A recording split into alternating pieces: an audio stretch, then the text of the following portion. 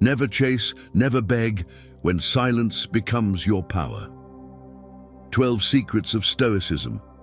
There is a moment when a person stops losing someone else and starts losing himself. Most never notice when that moment arrives. It does not begin with abandonment.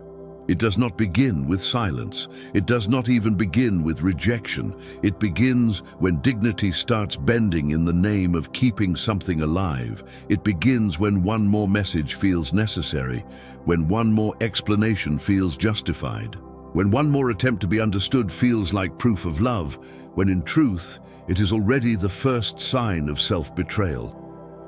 This is how many people fall, not through one dramatic collapse, but through quiet surrender.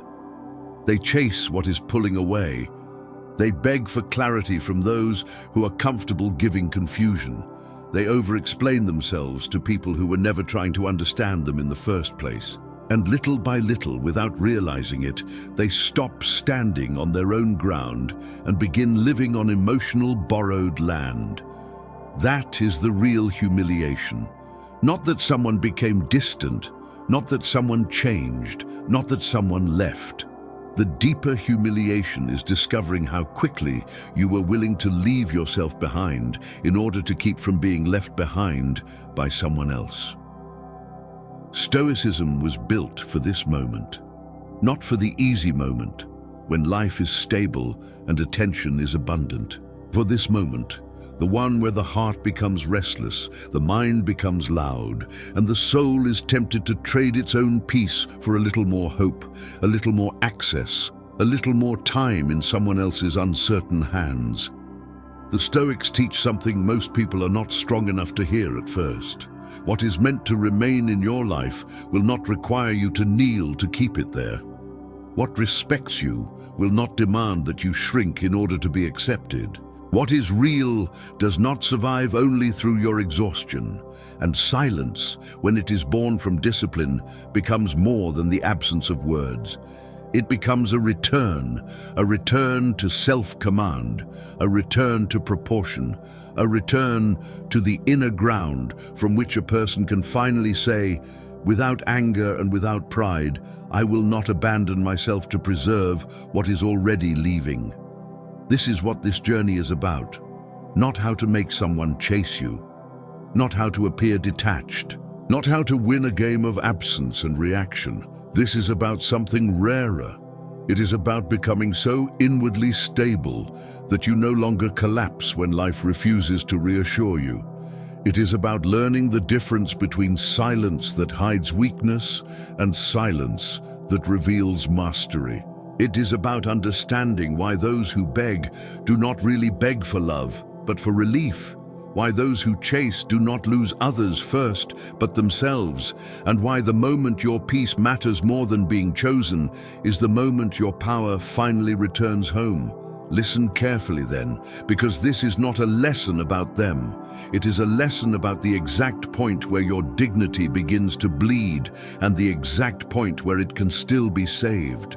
The moment you start chasing someone, something inside you begins to fracture. Not loudly, not all at once. It happens the way walls crack under pressure, slowly, almost invisibly, until one day you realize the structure has already changed. You tell yourself that one more message means nothing, one more explanation is harmless, one more attempt is reasonable, but what feels innocent in the moment can become the first compromise against your own center. This is how self-abandonment begins. Not through hatred of yourself, but through repeated decisions that place someone else's attention above your own peace. This is why chasing is more dangerous than people admit. It does not simply change how others perceive you. It changes how you begin to perceive yourself. Every time you run toward what is retreating, you quietly teach your own mind a brutal lesson. You teach it that your stability is negotiable. You teach it that discomfort is an emergency. You teach it that their response matters more than your alignment. And once the mind learns that, it becomes easier to abandon yourself again. Most people think the pain begins when they are rejected. It does not. The deeper pain begins when rejection exposes how dependent they have become. The real wound is not only that someone became distant, it is that distance revealed how quickly you were prepared to lose your composure in order to close the gap.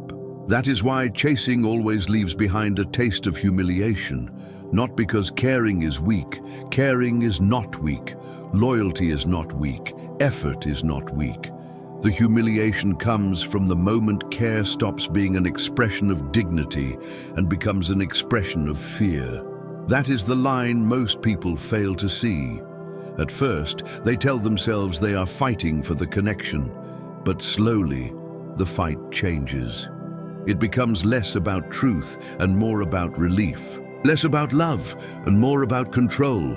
Less about what is right and more about what might stop the tension inside them. They stop asking, is this aligned with my values? And begin asking, what do I need to say so they do not pull away further? In that moment, the soul starts negotiating with its own dignity.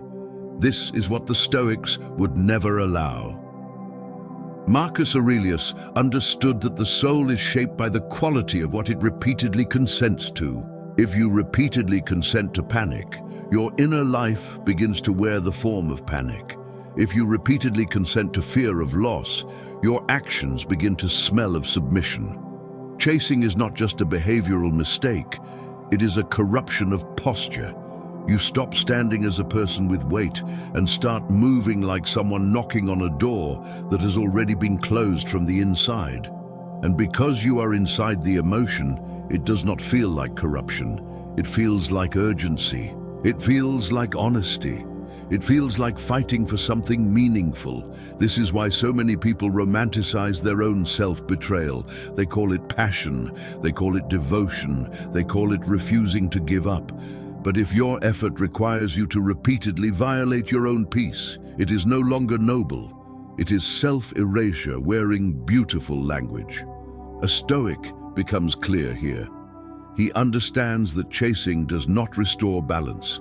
It destroys it. One person pulls away, the other rushes forward. One withholds, the other over-offers.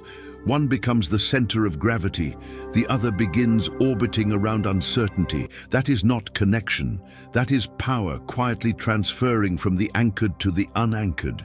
And the person who becomes unanchored loses more than composure. He loses accuracy. He no longer knows whether his words are true or simply convenient. He no longer knows whether his effort is generous or afraid. He no longer knows whether he is speaking from principle or from the terror of being left with himself. That is why silence becomes necessary at this stage. Not to punish, not to manipulate, not to appear mysterious. Silence becomes necessary when your inner world has become too entangled to hear itself clearly. It is the first act of rescue. It is the refusal to keep spilling your dignity into a space that is already making your mind unstable. It is the quiet sentence that says, I will not crawl toward uncertainty at the cost of what is certain, and what is certain is this. If I must abandon myself to keep something, then it is already too expensive. That is the first lesson. Chasing begins as the search for connection, but when it costs you your center, it becomes self-abandonment. And the one who learns to recognize that moment gains a rare form of power because he stops asking how to keep someone else and begins asking the only question that can save him: how do I keep myself? Most people who beg are not truly begging for love.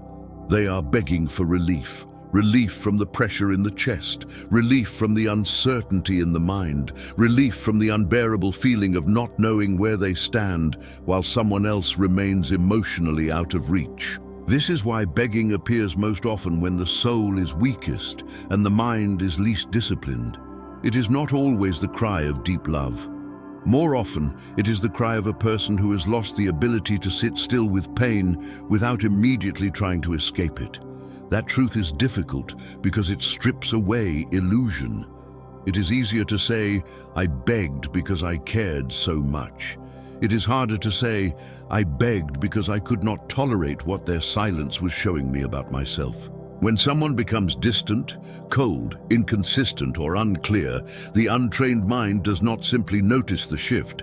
It turns the shift into an inner emergency. Uncertainty begins to feel like danger. Distance begins to feel like disappearance.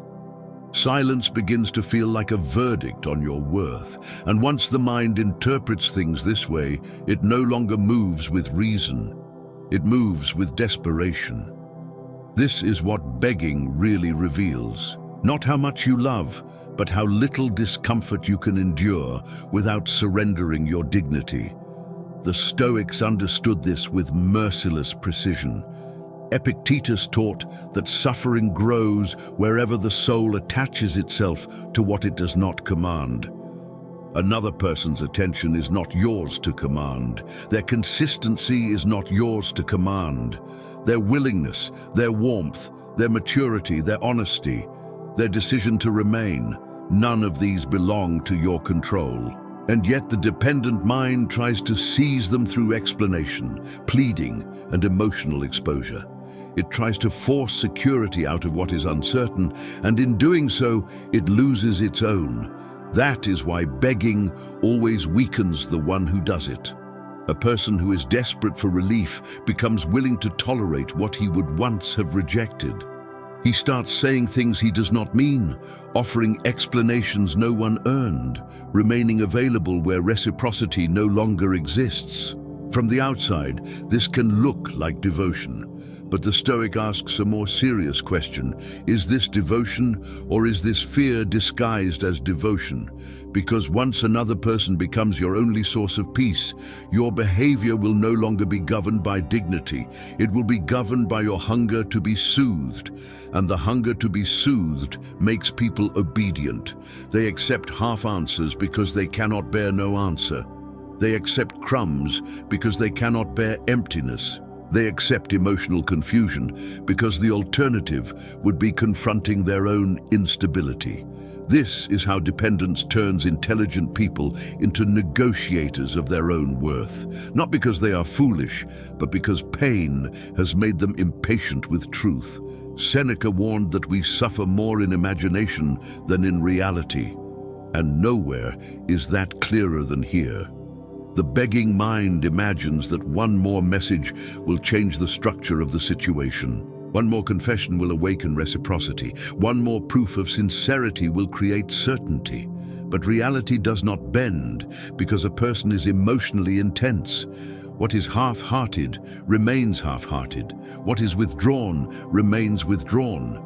What is unstable remains unstable. Begging does not create clarity. It only reveals that the soul has become unable to endure lack without kneeling before it. The Stoic chooses a harder path. He does not deny the ache. He does not pretend distance feels pleasant. He does not mock his own pain, but he refuses to let pain become a commander. He understands that emotional relief purchased through humiliation is not peace. It is dependency prolonged. It is weakness rehearsed. It is a short moment of soothing that leaves the deeper wound intact. So he stays with the fire. He lets silence expose him to himself. He allows the discomfort to show where he has become too dependent, too externally governed, too terrified of emptiness. He resists the impulse to beg, not because he has no heart, but because he understands something most people learn too late. What you cannot endure alone will rule you whenever another person decides to withhold. That is why this lesson matters so much. If silence destroys you, you will always be easy to control. If uncertainty makes you kneel, you will always be vulnerable to those who know how to weaponize confusion. The one who cannot endure discomfort without pleading for relief remains a servant to whatever can interrupt his pain. But the moment you stop begging, the moment you let the pain speak without turning it into humiliation, a different kind of freedom begins. You stop mistaking desperation for devotion. You stop translating every ache into action. You begin to ask a harder question, one that can actually restore you. Why have I allowed my peace to depend on what I do not control? That is the second lesson. Most people do not beg for love. They beg for relief from themselves. And the person who sees that clearly takes the first real step toward mastery. Silence disturbs those who depend on control. Not because silence is violent, but because silence removes access. When you stop reacting, stop explaining, stop chasing, stop making your emotional state visible on demand, something changes in the dynamic. You are no longer easy to read, no longer easy to provoke, no longer easy to regulate from the outside. And this unsettles people who are used to influencing how others feel, whether consciously or unconsciously, because control weakens when access disappears. This is the third secret. Many are not disturbed by your absence itself. They are disturbed by the loss of influence over your presence. Think carefully about what constant reactivity communicates. The moment you answer every shift, every delay, every change in tone, you begin handing others a map of your inner world. You reveal where you are sensitive, where you are invested, where you can be moved, where uncertainty disturbs you most. Human behavior notices patterns. When someone learns that your silence can be broken with enough pressure, pressure becomes a tool. When someone learns that distance makes you chase, distance becomes a tool. When someone learns that inconsistency makes you over-explain, inconsistency becomes a tool, not always out of cruelty, often just because people repeat what works. And what works is what you teach them. The Stoic sees this and interrupts the pattern. He does not become cold, he becomes disciplined. He understands that emotional availability without restraint invites imbalance. He refuses to hand over immediate access to his reactions simply because something outside him shifted. He does not move just because another person withdrew. He does not expose himself just because ambiguity appeared. He remains where he is, anchored, measured, watching. This is where silence becomes power, not the silence of avoidance, not the silence of fear, not the silence of wounded pride pretending to be superiority. The Stoic silence is something else. It is deliberate. It is clear. It is the refusal to let another person reach directly into your nervous system every time they alter their behavior. It is a boundary around your inner life, a statement without words that says, "Your inconsistency does not earn immediate access to my composure." Most people cannot tolerate this kind of silence because it returns uncertainty to them. If they can no longer read you easily, if they can no longer provoke a visible response, if they can no longer measure your attachment through your reactions, then they are left facing their own lack of control. And for many, that is uncomfortable. Not because you attacked them, but because your stillness forced a balance they were not accustomed to. This is not manipulation. Manipulation would still be dependence. Manipulation says, "I will be silent so you react the way I want." But the Stoic is not trying to produce a reaction. He is trying to preserve his order. His silence is not about controlling them. It is about refusing to be controlled by them. That difference is everything. Epictetus warned that if someone can provoke you, they become your master. Most people imagine provocation as something loud, an insult, an argument, a public attack. But provocation is often far more subtle.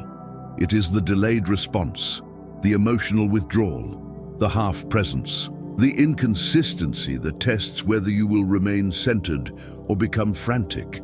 The weak mind feels discomfort and obeys it. The Stoic feels discomfort and observes it.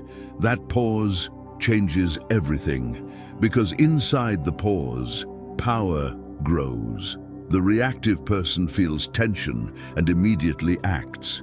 He fills silence, chases distance, interprets every absence as something to solve. The disciplined person does something rarer. He lets the tension exist without letting it command him. He allows the sensation to rise without translating it into movement. He refuses to make his feelings a public performance simply because they are loud inside him. once a person learns this, he becomes difficult to manipulate. He no longer proves his investment through panic. He no longer hands his attention to every disturbance. He no longer offers his emotional state for inspection the moment someone alters the atmosphere. Others begin to feel that access to him is not automatic. His inner world is not open territory. His energy cannot be pulled out of him on demand. At the same time, something important returns to him: clarity.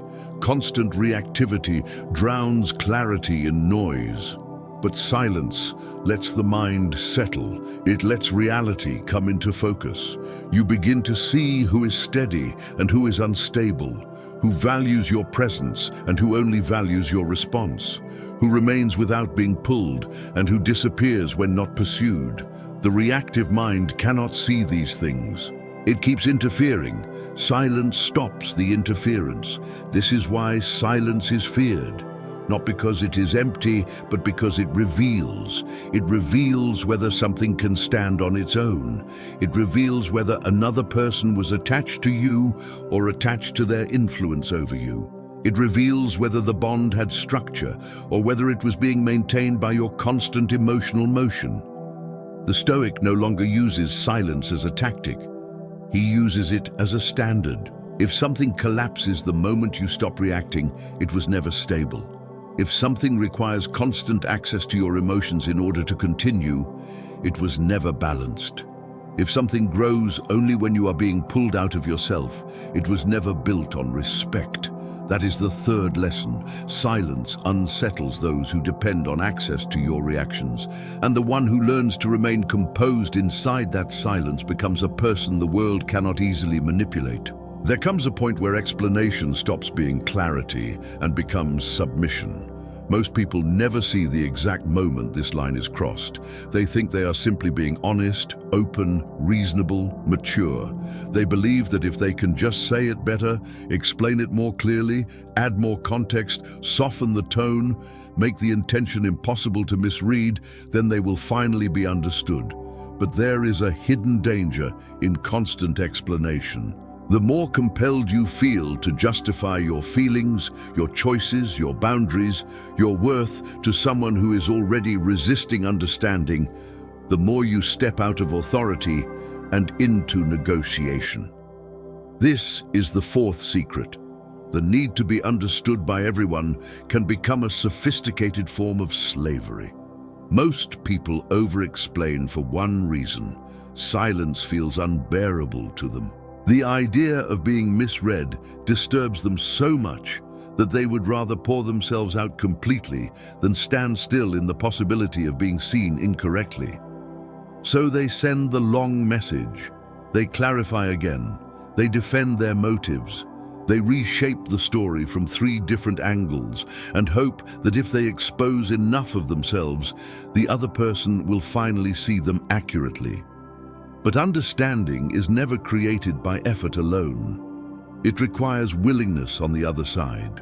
Without willingness, explanation turns into performance, and performance always becomes exhausting. The Stoics never respected wasted energy. A disciplined person does not hand his life over to spaces that have already shown resistance to truth. He speaks when speaking is useful. He clarifies when clarification has purpose. But he does not keep laying his dignity on the table for inspection as if acceptance were the proof that his position is valid. Once your peace depends on being perceived correctly by everyone, you no longer belong to yourself. You belong to their interpretation. That is a terrible place to live, because once you enter that place, you stop speaking from truth and start speaking from discomfort. You no longer explain because clarity is needed.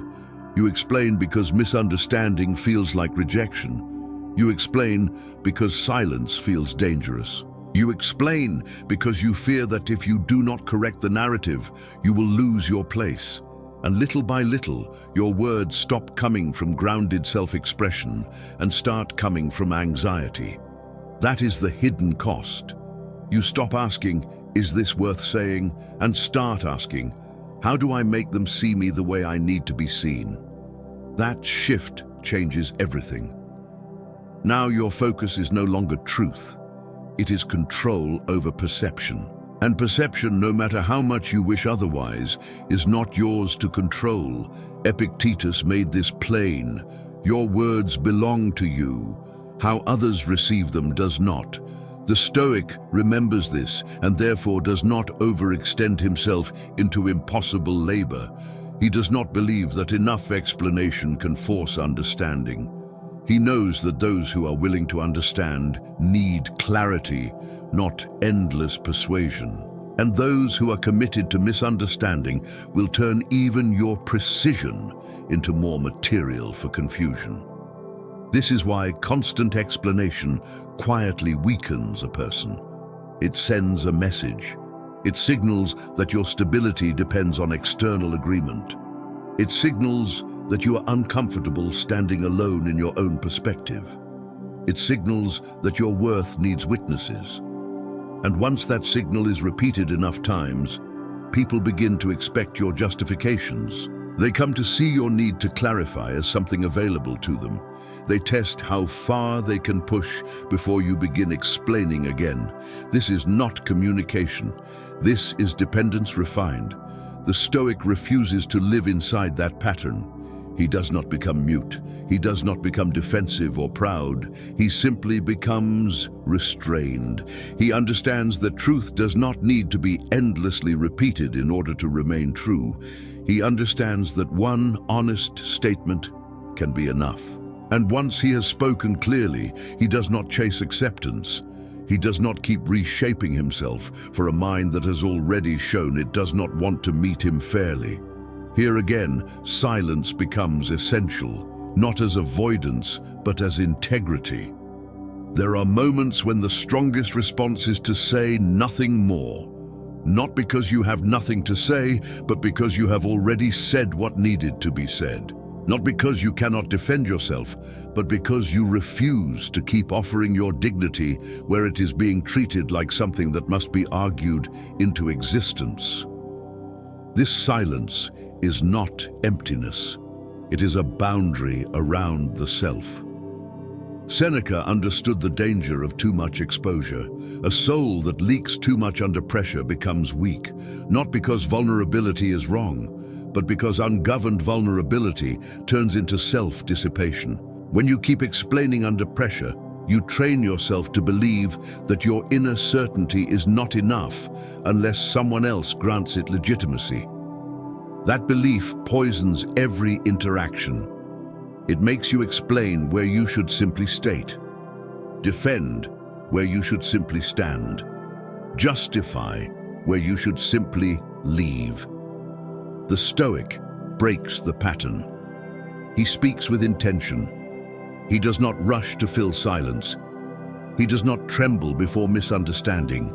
He knows that clarity is his responsibility, but agreement is not. Once he has expressed himself truthfully, he lets the outcome belong to reality, not to his fear. This creates a rare kind of presence. People begin to feel that you are not easily dragged into endless cycles of defense. They feel that your identity is not fragile. They understand that if they wish to meet you, they must meet what is actually there, not force you into repeated performances of self-justification. And internally something precious returns: energy, precision, respect for your own voice. Because when you stop over-explaining, you stop bleeding strength through words that no longer have a worthy destination. You stop scattering your attention into spaces that were never trying to receive you honestly. You become quieter, but far more solid. That is the fourth lesson. Explanation becomes slavery the moment it is driven by the need for validation, and the one who learns to speak clearly without becoming attached to being accepted reclaims a level of inner authority most people spend their lives searching for. The moment you start chasing, you begin teaching people how to value you. Most never recognize this while it is happening. They think they are showing depth, proving sincerity, demonstrating loyalty.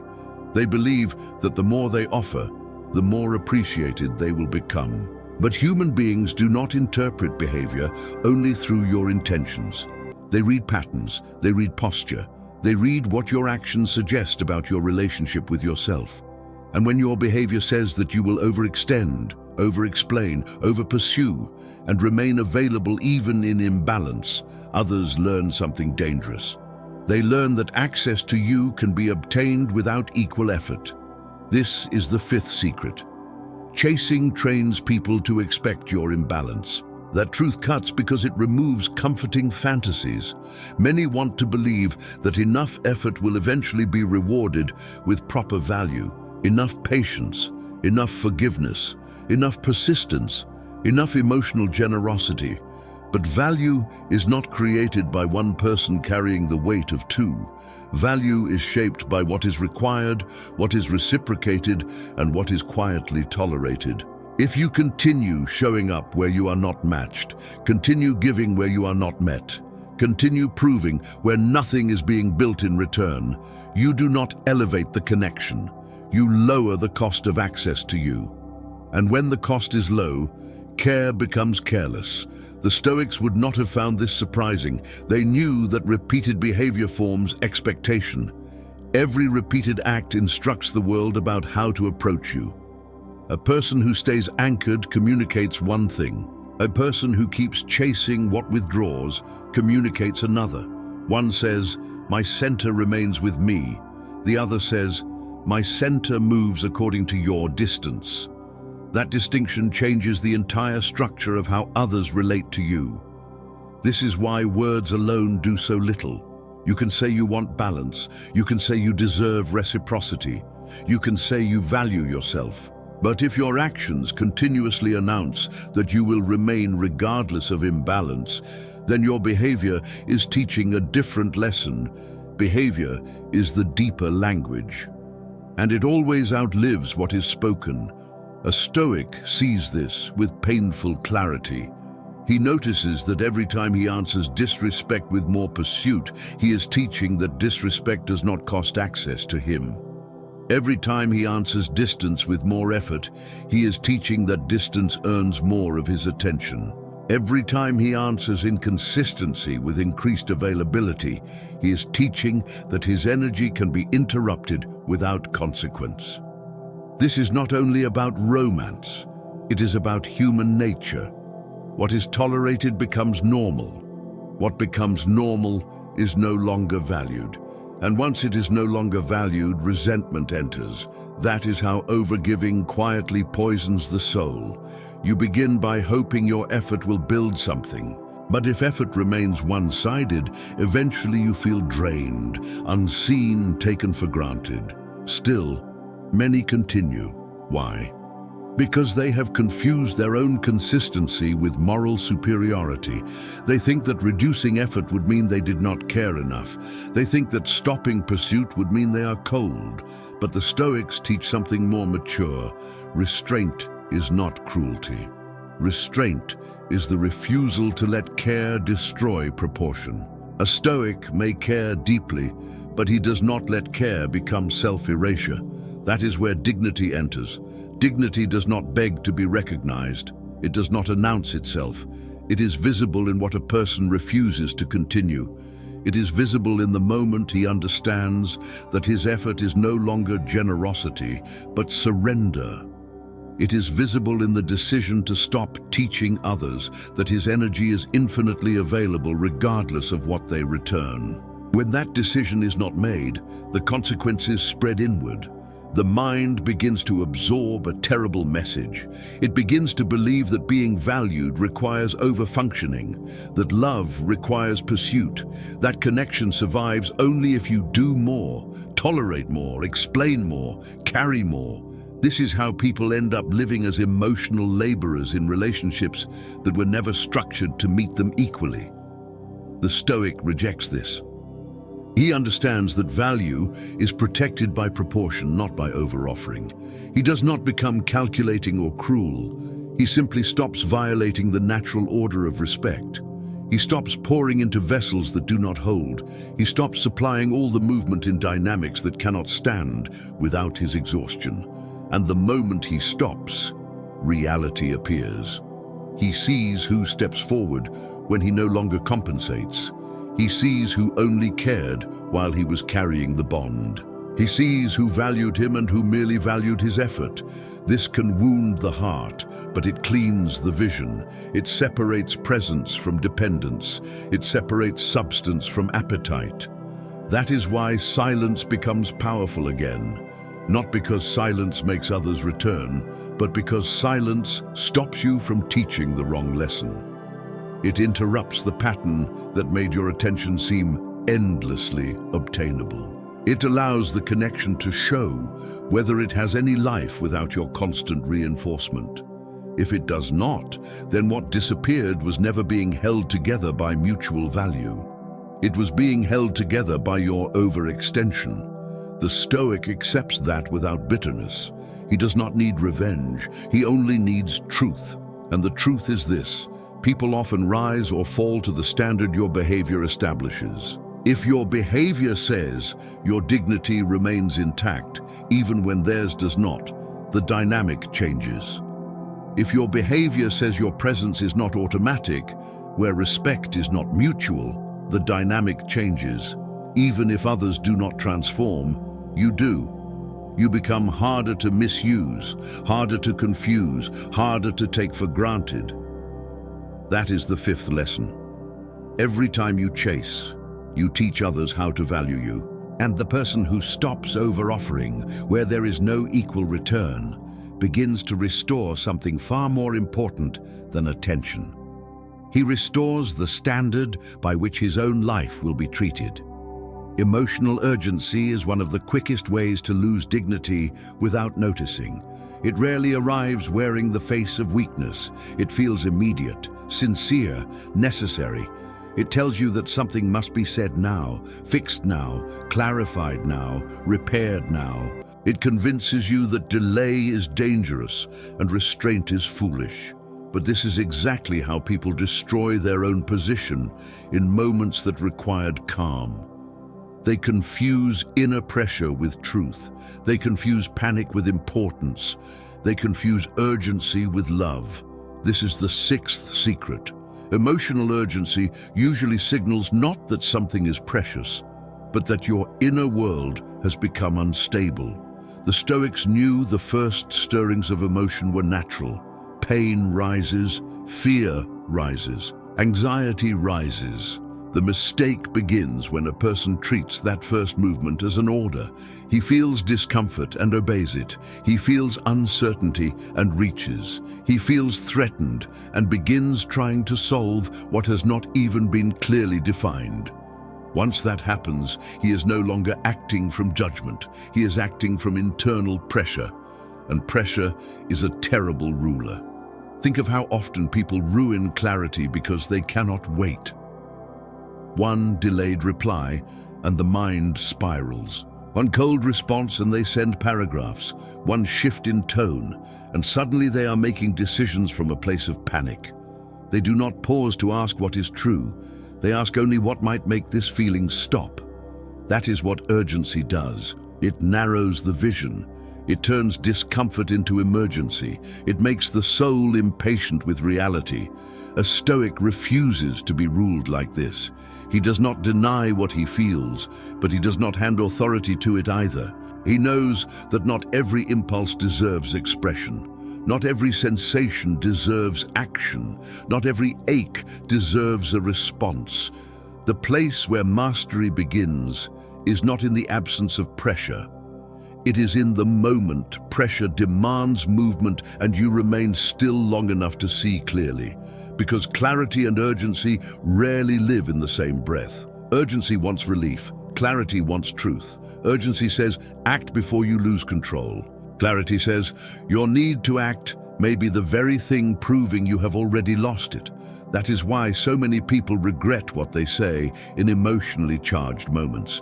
It was not always dishonest. It was simply disordered. It came from turbulence, and turbulence exaggerates everything. Seneca warned against obeying passion in its first heat. He understood that an inflamed mind magnifies distance, interprets silence as hostility, and turns uncertainty into disaster. The Stoic remembers this and therefore does not build permanent decisions inside temporary storms. He does not let one moment of discomfort determine the shape of his conduct. This is what separates strength from reactivity. The weak mind cannot tolerate delay. It would rather overexpose itself than endure not knowing. It would rather break composure than sit in tension. But the disciplined mind understands that time reveals what urgency hides. Time reveals whether the silence was meaningful or passing. Time reveals whether the distance was structural or imagined. Time reveals whether the connection had substance or whether your panic was doing all the work of keeping it alive. Without time, you do not see, you only react. This is why silence becomes medicine here. It interrupts the chain between sensation and action. It opens a space where judgment can return. In that space, the Stoic asks better questions. Is this truly urgent, or is my discomfort simply loud? Am I responding to reality, or am I trying to escape a feeling? Is action needed, or is patience the stronger form of action? Those questions save dignity. They save perspective. They save people from turning temporary emotional waves into lasting self-betrayal. This matters especially in relationships. Many do not lose respect because they cared. They lose it because they acted from haste. They reached too fast, explained too much, pressed too early, tried to force clarity before reality had time to reveal itself. What could have been seen in silence was interrupted by the fear of waiting. The Stoic sees how dangerous that is. He knows desperation accelerates decline. The more urgent your energy becomes, the less anchored your presence feels. Others may not name it, but they sense it. They sense that your behavior is being governed by an inner emergency, and emotional emergency always weakens a person's posture. It tells the world and tells the self that your peace cannot survive delay, but it can. This is one of the greatest discoveries a person can make. You can survive unanswered messages. You can survive ambiguity. You can survive distance. You can survive the tension of waiting without collapsing into pursuit. Once you discover that, something shifts permanently. You stop translating every discomfort into motion. You stop treating every silence like a summons. You begin to trust your own ability to remain whole while life unfolds without immediate reassurance. That trust is power, because once urgency no longer rules you, others lose one of the easiest ways to control you. They cannot pull you out of yourself simply by becoming inconsistent. They cannot provoke instant self-exposure through withdrawal. They cannot make you rush just by creating uncertainty. Your first loyalty is no longer to the impulse, it is to your reason. And reason slows you down. It teaches you to observe before interpreting, to breathe before reacting, to wait before speaking, to measure before moving. This does not make you passive, it makes you precise. That is the sixth lesson. Emotional urgency is the enemy of dignity because it turns discomfort into command. And the person who learns to pause in the heat of pressure becomes far more powerful than the one who acts quickly. He becomes someone whose choices are no longer made by fear, but by mastery. Detachment is one of the most misunderstood strengths in human life.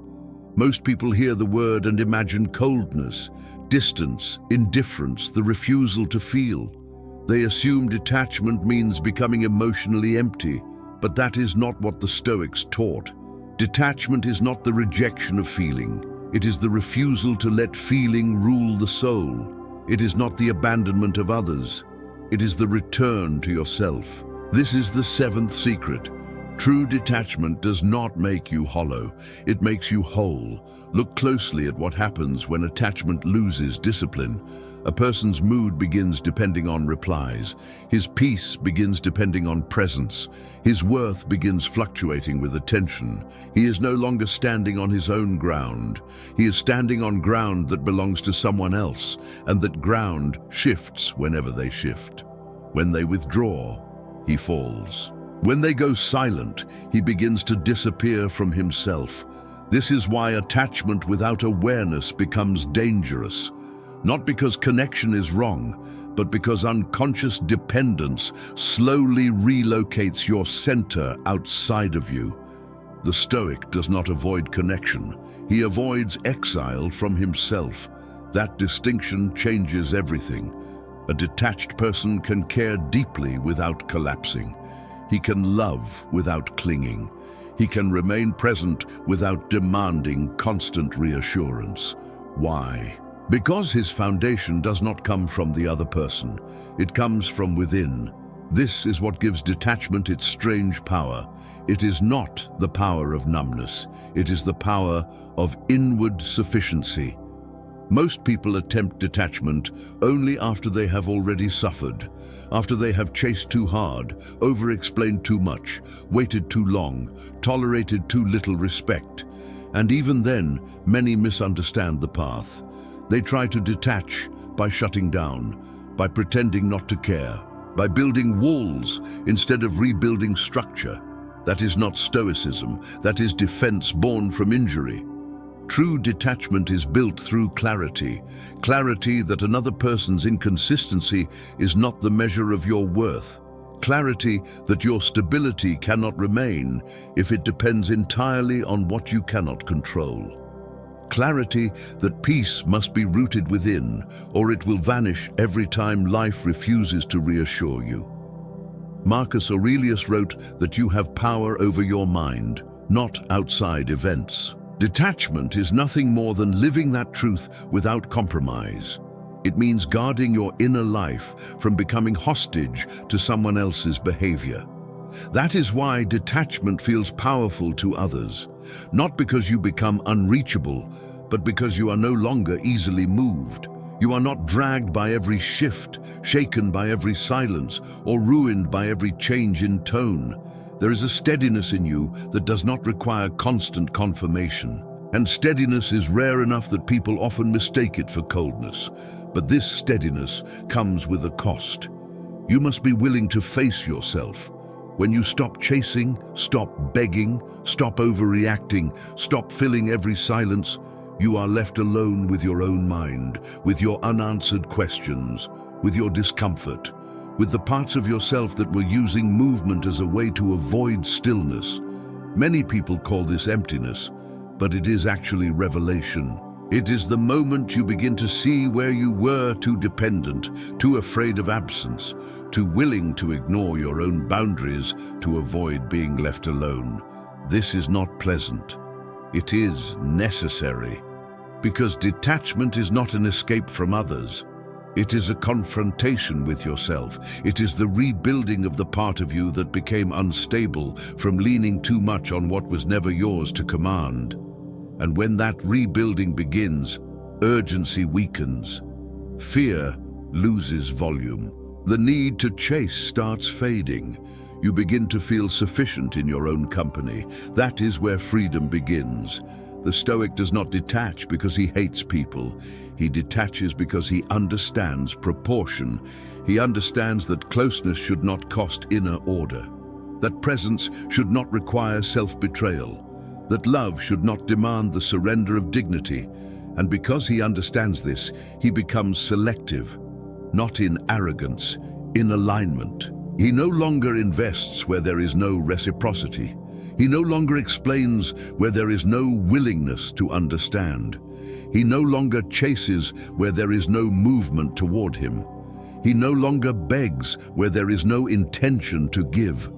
This is not emotional poverty, it is self-command. And once a person reaches this state, his energy changes.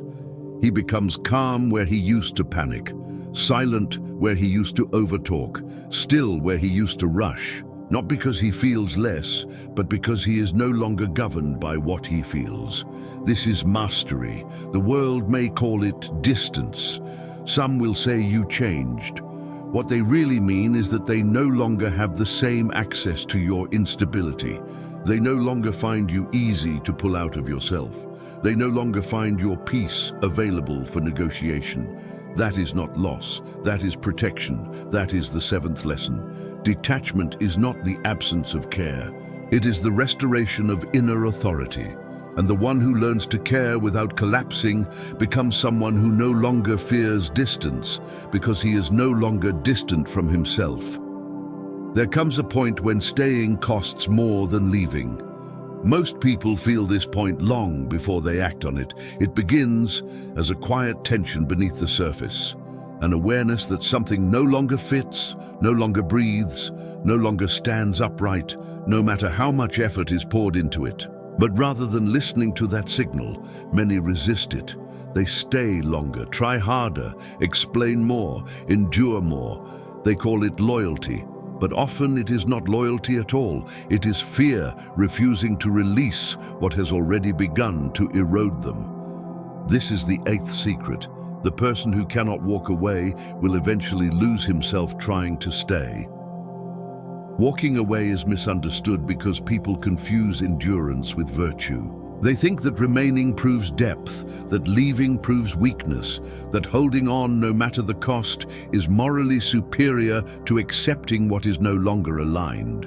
But Stoicism never measures strength by how long a person can remain inside what is breaking him.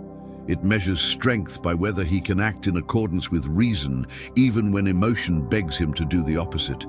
And sometimes reason says, enough. The difficulty is not in hearing that truth. The difficulty is in accepting what walking away exposes, because to leave is to face absence directly. To leave is to stop bargaining with what no longer gives itself freely. To leave is to stand in the open air of uncertainty without using pursuit as shelter. Most people would rather remain in slow erosion than face that moment clearly. Not because staying protects them, but because leaving demands a kind of courage they have not yet developed. But staying does not save them from loss. It only extends the loss while draining them further. The longer you remain where you are not met, the more your sense of normal begins to shift. You start excusing what once disturbed you. You start tolerating what once would have offended your dignity. You start calling imbalance patience and confusion complexity. This is how people slowly reshape themselves to fit what is harming them.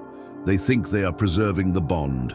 In truth, they are training themselves to live in misalignment. The Stoic sees this and refuses to participate in it. He knows there is a difference between enduring hardship and tolerating corrosion. Hardship can refine a person when it is connected to meaning, virtue, or growth. Corrosion does not refine. It weakens. It eats structure from within. And when fear becomes the main reason for staying, then what is being protected is no longer love. It is attachment refusing to face itself. This is why walking away requires unusual strength. It requires action without guarantee. It requires the courage to accept that closure may never arrive, that explanations may remain incomplete, that being understood may never happen, that the other person may not chase, may not return, may not even notice the depth of what they lost. And still you leave, not because the pain is gone, but because your loyalty to your own structure has become stronger than your attachment to what is undoing it. This is deeply Stoic. Cato the Younger became a symbol not because he clung to comfort, but because he would not abandon principle to preserve position. The same spirit exists here in quieter form. The Stoic does not remain where his dignity is being slowly negotiated away. He does not stay where his peace depends on tolerating persistent imbalance. He does not attach himself to outcomes that require him to become smaller in order to remain included. He walks away because he refuses to become someone he cannot respect. And this is the part many miss. Walking away is not first about the other person. It is about the relationship you maintain with yourself, your own standards, your own boundaries, your own sense of what is acceptable. Ignore these too long, and something inside you begins to fracture. You may still function, still speak, still smile, still appear composed. But inwardly, you know you are no longer aligned with your own truth. That internal dissonance is costly. The Stoic chooses to face it before it hardens into self-loss. He watches patterns. He listens to repeated disturbance. He allows reality to present itself without rushing to cover it with hopeful interpretation. And when the pattern becomes clear, he does not wait forever for perfect emotional conditions. He acts with what he knows. This is where silence becomes noble. Walking away rarely needs noise. It does not require long speeches, dramatic exits, or one final attempt to be fully understood. The quieter it is, the stronger it often becomes. Because silence shows that your departure is not revenge, it is preservation. You are not leaving to wound, you are leaving to remain intact. That difference matters. When a person leaves from clarity instead of chaos, he carries understanding instead of bitterness. He leaves with structure instead of emotional debris. And this protects him from dragging the disorder into the next chapter of his life. At the same time, something powerful returns: trust in self. You begin to see that you can survive endings without collapse. You begin to understand that your identity was never supposed to depend on who remained. You begin to feel what it means to preserve your center even when life asks you to release something that mattered. Most people never reach this freedom because they stay too long. They keep running after what is already fading until exhaustion becomes their teacher. The Stoic learns earlier. He leaves before collapse becomes total, not in haste, not in pride, but in respect for what must not be surrendered. That is the 8th lesson.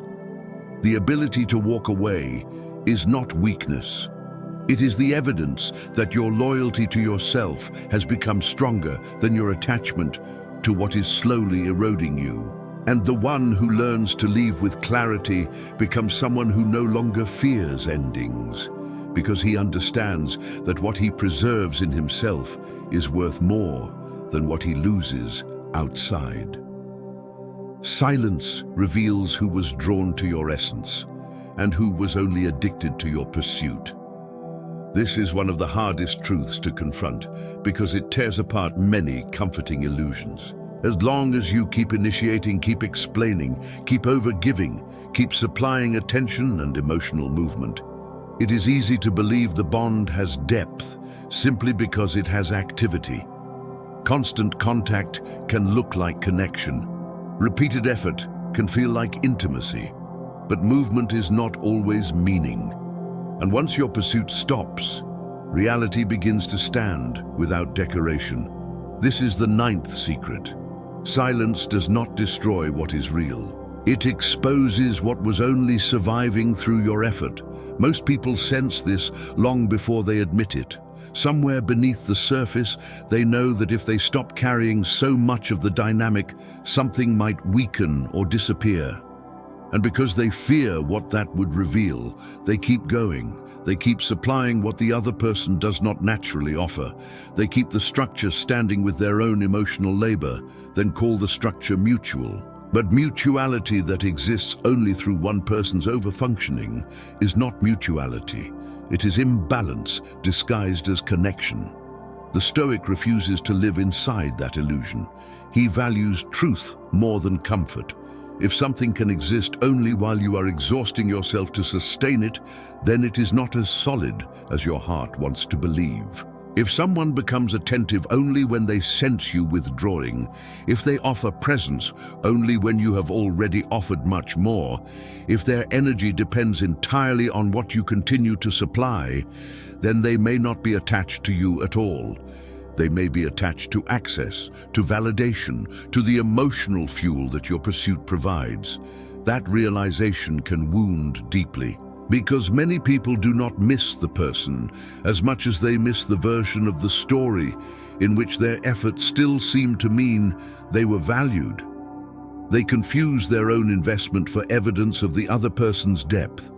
But investment proves only one thing for certain, that one person was willing to carry a great deal. It does not automatically prove reciprocity. Silence interrupts this confusion.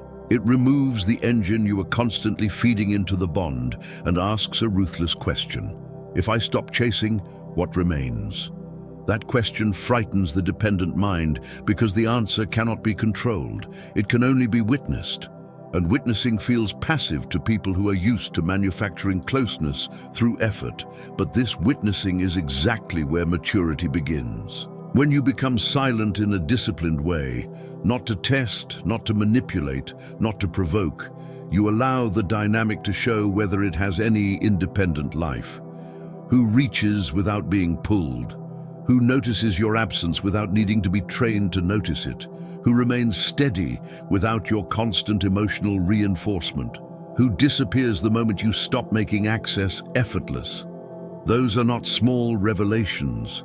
They change the whole field of vision. Marcus Aurelius practiced stripping things of the stories people add to them. That discipline belongs here. See the bond as it is, not as your hope narrates it. See the person as they are, not as your effort imagines them. See what remains when you are no longer breathing life into every silence. Because what remains is truth, and truth, even when painful, is mercy. The Stoic does not use silence like a child testing loyalty. He does not disappear to trigger pursuit. He does not become unavailable as a performance. That would still be dependence wearing pride. His silence is restraint. It is the decision to stop overextending so reality can reveal itself without distortion. He is not asking, how do I make them chase me? He is asking, what is true when I stop chasing them? That shift is everything. Your attention moves away from whether you are wanted and toward whether the bond has structure. You begin to care less about signs and more about consistency. Less about intensity and more about pattern. Less about your fantasy and more about reality. This is what separates mature awareness from emotional appetite. Silence reveals pattern. A person who values your essence does not need constant prompting to remain. They do not disappear unless pursued. They do not rely on your initiative as the main engine of connection. Their presence has a quiet steadiness. But a person addicted to your pursuit behaves differently. They come alive around your effort, but offer little spontaneous movement of their own. They enjoy being wanted, but do not know how to offer equal presence. When the pursuit fades, so does their involvement. Many become bitter when they discover this. The Stoic becomes precise. He understands that silence did not ruin the bond. Silence uncovered the truth of the bond. What collapsed was not destroyed by your restraint. It was revealed by it. The problem was never the stillness. The problem was that your constant movement had been hiding reality for too long. This is why this lesson matters so much. It is not only about seeing others clearly. It is about seeing where you were sustaining illusion, where you were calling something mutual because you were too afraid to stop and let it stand on its own, where fear of loss made you overinvest in what had not earned that level of devotion. These realizations restore honesty, and honesty restores strength. Once you have seen clearly, you stop overvaluing responses that appear only under pressure. You stop mistaking your own emotional generosity for evidence of another person's depth. You stop building hopeful narratives around inconsistency. You become quieter but more awake, less desperate for closeness, but far more capable of recognizing what is real. That is the 9th lesson. Silence shows whether someone was connected to your essence or merely attached to your pursuit. And the person who allows silence to reveal the truth becomes someone who no longer confuses emotional activity with genuine value. The Stoic does not compete for a place in anyone's life. This is one of the clearest signs of inner authority, and one of the rarest. Most people, without realizing it, live in subtle competition. They compete for attention, for reassurance, for preference, for position. They compare themselves with distractions, with other people, with absence itself. Even when they appear calm, inwardly they are measuring, adapting, performing, trying to become more necessary, more memorable, more difficult to replace. And in doing so, they lose the very thing that gives human presence true weight: their center. This is the 10th secret. The moment you compete to be kept, you stop standing as someone who can choose. That is the humiliation hidden inside emotional competition. It does not always look desperate. Sometimes it looks polished. It looks like becoming extra understanding, extra patient, extra available, extra easy to love. But beneath it lies the same movement. A person stepping away from his own natural ground in order to improve his position in someone else's eyes. This is not connection. It is self-modification governed by fear.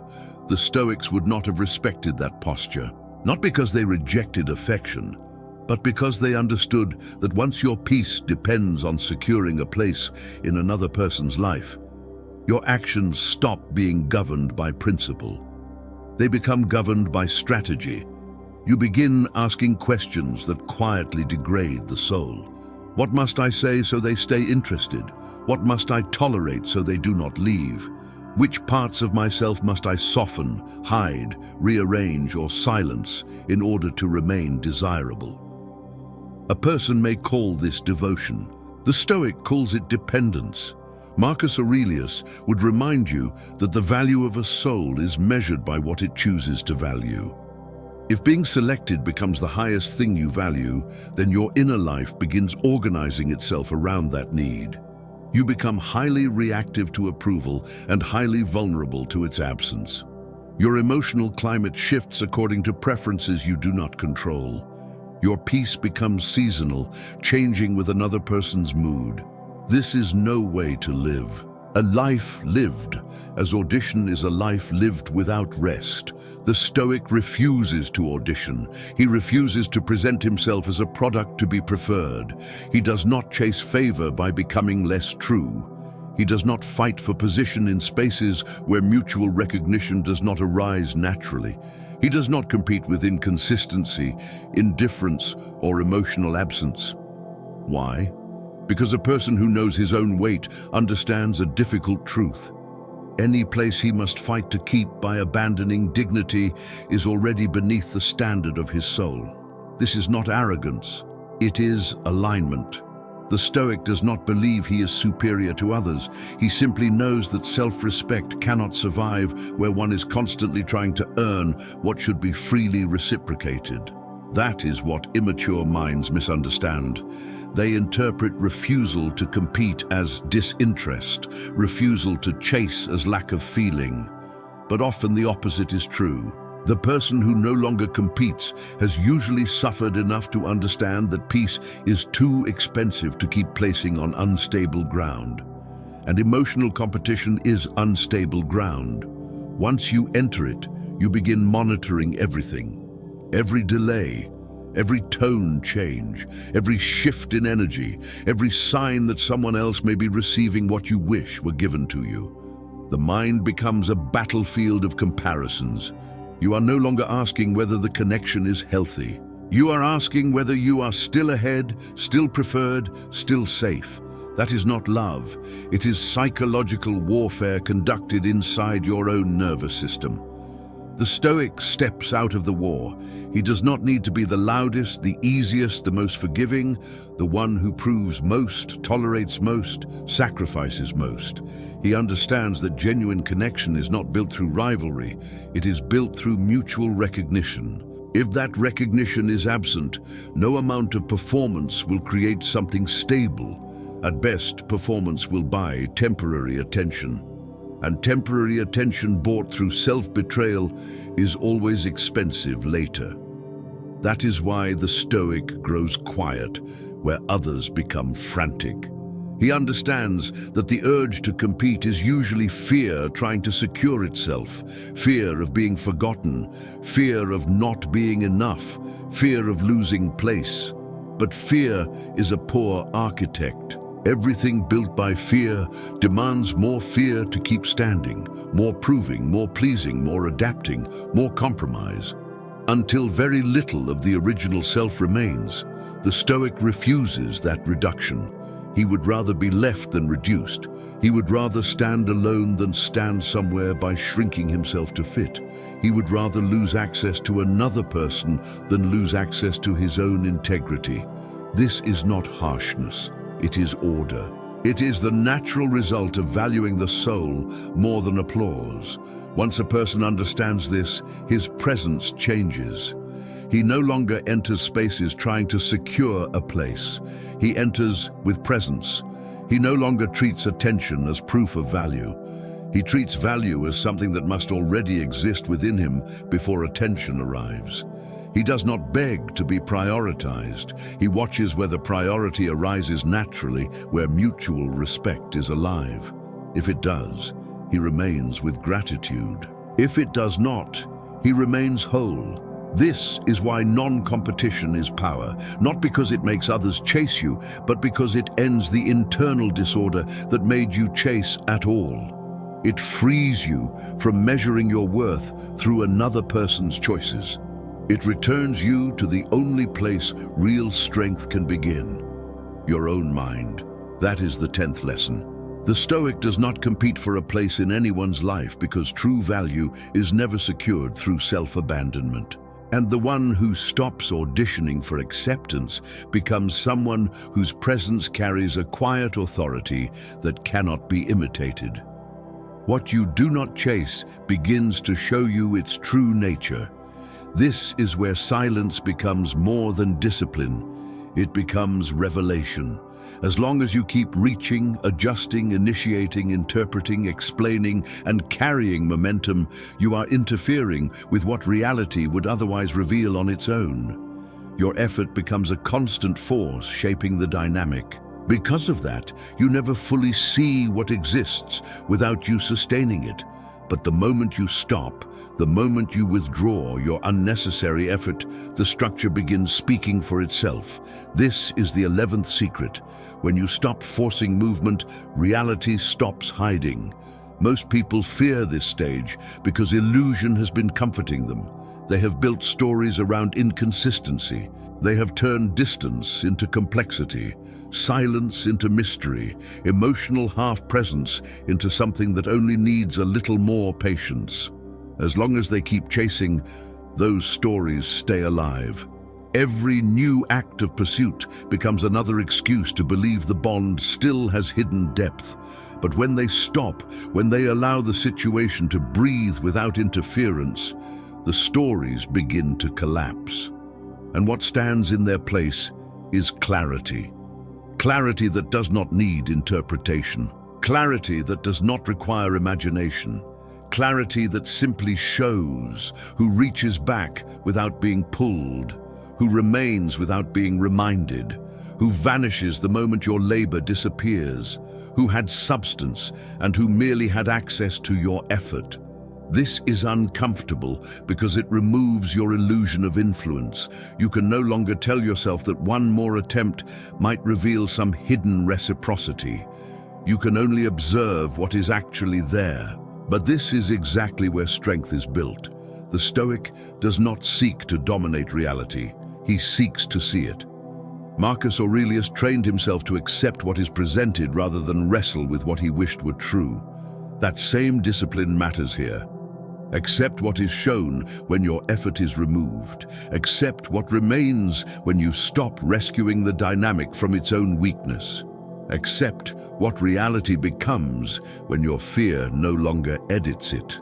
Because what stands without your force is what is real. Once you understand this, your whole perspective changes. You stop asking, why did this change? And begin asking, was this ever steady without me? You stop asking, how do I fix this? And begin asking, does this possess enough structure to be fixed? You stop asking, how do I make them stay? And begin asking, are they staying on their own? These are not small changes in language, they are shifts in consciousness. The Stoic lives through observation before reaction. He watches pattern. He studies repetition. He refuses to be hypnotized by moments when the larger structure tells a different story. When something only exists through your constant pursuit, it is fragile. When something disappears, the moment you stop sustaining it, then your effort was not supporting strength, it was disguising weakness. This is hard to accept because it humbles the ego. It forces you to admit that what you were calling mutual may have been maintained largely by your own exhaustion. It forces you to see where your hope was doing the work your reality was not. But humility here is not humiliation. It is liberation. Because once you see clearly, you stop wasting life where there is no structure. You stop investing where there is no return of spirit. You stop explaining where there is no reception. You stop chasing where there is no movement toward you. And in that stopping, you recover direction. Instead of being tossed around by the next emotional signal, you begin placing yourself intentionally. You begin preferring consistency over intensity, truth over comfort, structure over fantasy. This is what Stoicism gives you, not escape from pain, but freedom from distortion. And once distortion fades, life becomes simpler. You no longer need to guess who values you. You no longer need to interpret every silence as mystery. You no longer need to prove your place. Reality begins speaking in a language clear enough for the disciplined mind to hear. That is why silence becomes one of the most powerful filters in your life. It removes the noise created by your effort and allows truth to stand unsupported. It shows you what reaches on its own. It shows you what collapses when not propped up. It shows you what is bond and what is appetite. The Stoic does not become bitter when reality reveals itself as less than he hoped. He becomes precise. He adjusts his position. He withdraws his unnecessary labor. He preserves his force for what is aligned. Disappointment loses its power once truth is allowed to replace fantasy. That is the 11th lesson. What you do not chase begins to show you its true nature. And the one who has the discipline to step back and watch clearly gains something most people never fully attain: vision without distortion. True power begins when your peace matters more than being chosen. This is the point where everything changes from philosophy into identity. Until now, you have seen the cost of chasing, the illusion behind begging, the exposure created by silence, the danger of urgency, the slavery of explanation, the imbalance of overgiving, the discipline of detachment, the strength of walking away, the revelations that emerge when you stop forcing. But none of it becomes real until a final decision is made, quietly and without ceremony. You decide that your peace is no longer negotiable. This is the 12th and final secret. The strongest person is not the one who is always chosen. It is the one who no longer abandons himself in order to be chosen. Most people live with their nervous system turned toward the world, waiting to see whether they will be selected, reassured, prioritized, remembered. Their emotional life rises and falls with acceptance. They feel whole when wanted and fractured when ignored. Their peace depends on forces outside their command. Because of that, they remain vulnerable, always adjusting, always reacting, always waiting for an external answer to an internal problem. The Stoic ends this arrangement, not by rejecting connection, but by redefining what stands first. He understands that being chosen is worthless if it requires self-betrayal. Attention without respect is noise. Presence without consistency is confusion. Closeness without peace is merely tension wrapped in intimacy. Once a person sees this clearly, he stops negotiating with what repeatedly disturbs his soul. He no longer accepts temporary relief as if it were lasting peace. That distinction matters. Temporary relief depends on another person behaving the way you hope. Peace does not. Relief is borrowed. Peace is built. Relief collapses the moment their behavior changes. Peace remains because it was never rooted there. The Stoic chooses the harder thing. He chooses to build a peace that survives absence, silence, withdrawal, and disappointment. Not because those things do not hurt, but because he refuses to let hurt rewrite his inner order. This peace becomes a standard. From that point on, everything is measured against it. If something disturbs that peace without offering equal truth, it is no longer tolerated. If a connection requires constant self-violation to remain functional, it is no longer pursued. If a person brings confusion where there should be clarity, instability where there should be structure, pressure where there should be ease, the Stoic does not fight endlessly to make it work. He steps back, not because he lacks feeling, but because he values his own internal condition too highly to destroy it for temporary presence. This is where most people misunderstand strength. They think strength is holding on longer than everyone else. They think strength is enduring anything. But true strength is knowing when holding on becomes self-destruction. It is knowing when tolerance becomes denial. It is knowing when the desire to be chosen has become more important than the duty to remain intact. Once you understand that, your whole posture changes. You stop chasing outcomes. You stop begging for reassurance. You stop explaining your worth. You stop competing for position. You stop reacting to every shift. You become still. And in that stillness, something extraordinary happens. You become anchored. This is what people feel around someone who no longer lives at the mercy of external choices. It is not arrogance, not coldness, not distance. It is stability, the kind that does not rush to fill silence, the kind that does not panic when something changes, the kind that does not collapse when someone leaves, the kind that does not require constant reassurance to remain whole. This is the freedom Epictetus spoke of. Freedom from slavery to what is not yours. Other people's decisions are not yours. Their consistency is not yours.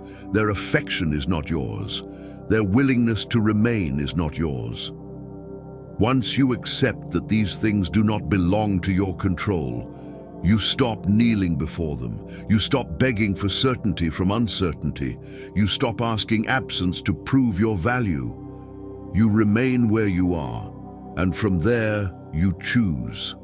That is what most people lose in the process of attachment. Themselves. They do not merely lose the other person. They lose access to their own center while trying to keep something that was never stable to begin with. By the time they realize it, they are exhausted, confused, and far from themselves. The Stoic avoids this fate by making one decisive shift early. He refuses to trade inner peace for temporary presence. That single decision simplifies life. It removes the need to interpret every signal. It removes the need to chase every silence. It removes the need to prove what should be seen without performance, because his worth is no longer a question waiting for another person to answer. And once that happens, something unexpected occurs. Loss loses its tyranny, not because you stop valuing people, but because you stop losing yourself when they leave. You understand that what is aligned remains without force, and what requires force was never aligned. That understanding removes desperation. It removes urgency. It removes the belief that your safety depends on controlling outcomes you never truly controlled. What remains is quiet strength. The kind that does not chase, the kind that does not beg, the kind that does not break under uncertainty, the kind that simply stands. That is the 12th lesson. True power begins when your peace matters more than being chosen, and the one who reaches that state no longer lives at the mercy of external decisions. He lives from within, anchored, clear, and unshakable. There is a silence that comes from fear, and there is a silence that comes from mastery. One is the silence of a person who has no voice. The other is the silence of a person who no longer wastes it. Most people never learn the difference. They think silence is emptiness. They think restraint is weakness. They think that if they stop chasing, stop begging, stop explaining, stop reacting, they will lose everything that matters. But the deeper truth is harsher and more liberating than that. What is real does not demand your self-betrayal to remain. What is worthy does not require you to kneel in order to keep it. What is aligned does not survive only through your exhaustion. That is what Stoicism teaches with unflinching clarity. Your life begins to change the moment you stop using your dignity as currency for affection. The moment you stop handing your peace to uncertainty and calling it love. The moment you stop turning your worth into a question that must be answered by the attention of others. Because the world will always contain inconsistency. People will withdraw. Some will misunderstand you. Some will leave. Some will only value what they can easily access. Some will respond to your pursuit but disappear in your silence. None of this is extraordinary. The question was never whether these things would happen. The question was always who you would become when they did. The undisciplined person becomes reactive. He chases what is leaving. He explains beyond necessity. He begs for signs, for closure, for reassurance, for one more reason to believe. He becomes emotionally available to whatever disturbs him most. And in doing so, he gives the outside world authority over his inner state. The Stoic chooses differently. He feels pain, but he does not worship it. He feels desire, but he does not let desire govern him. He experiences loss, but he does not convert loss into permission to abandon himself. He understands that the first duty of a disciplined mind is not to control the world, but to remain sovereign within it. That is why he becomes careful with his energy, careful with his words, careful with his reactions. He no longer throws himself toward what is unstable just because emotion is loud. He no longer confuses motion with strength. He no longer mistakes urgency for truth. Because of that, his presence changes. He becomes quieter but stronger, less available to chaos, but more available to truth. Less interested in being chosen, but more capable of choosing well. Less consumed by who stays, but far more committed to how he stands. That is the transformation beneath every lesson in this journey. It was never only about other people. It was never only about rejection, distance, silence, or emotional imbalance. It was always about you. About whether you would continue living as someone who can be easily pulled out of himself, or whether you would finally become someone who remains rooted even when life offers no reassurance. That is where real power begins. Not in forcing outcomes, not in making people regret losing you, not in becoming cold, not in pretending not to care. Real power begins when your inner structure becomes stronger than your fear of loss. When your peace matters more than your appetite for external confirmation. When your dignity is no longer offered as payment for temporary presence. Can you remain whole when you are not reassured? Can you remain clear when you are misunderstood? Can you remain dignified when you are not pursued? Can you remain still when your emotions are demanding motion? If you can, then silence is no longer absence in your life. It becomes structure. It becomes protection. It becomes the space where your judgment stays intact. The space where your worth is no longer debated. The space where your soul returns to its rightful place. Marcus Aurelius understood this. Epictetus taught it. Seneca sharpened it. The Stoics were never trying to turn human beings into stone. They were trying to make them free. Free from compulsion, free from panic, free from the humiliating need to secure themselves through what they do not control. Free from the slavery of needing to be constantly chosen in order to feel real. And this freedom changes everything. It changes how you love, how you leave, how you speak, how you wait, how you endure, how you carry yourself in rooms where your former self would have overexplained, overreached, or overgiven. Now you do not chase what leaves. Now you do not beg for what withholds. Now you do not trade inner peace for temporary presence. You become the kind of person who understands that silence is not always empty. Sometimes it is the sound of a mind no longer at war with itself. Sometimes it is the clearest sign that self-respect has returned. Sometimes it is the final proof that a person has stopped running after what leaves and has finally learned how to remain with himself. And that is the deepest secret of all. The one who no longer abandons himself becomes unreachable to humiliation. He may still feel pain. He may still care. He may still lose what mattered, but he does not lose his center in the process. He does not kneel before absence. He does not dissolve under uncertainty. He stands, silent when silence is wiser, still when stillness is stronger, untouched by the need to prove what is already there. That is not weakness. That is power returned to its rightful owner.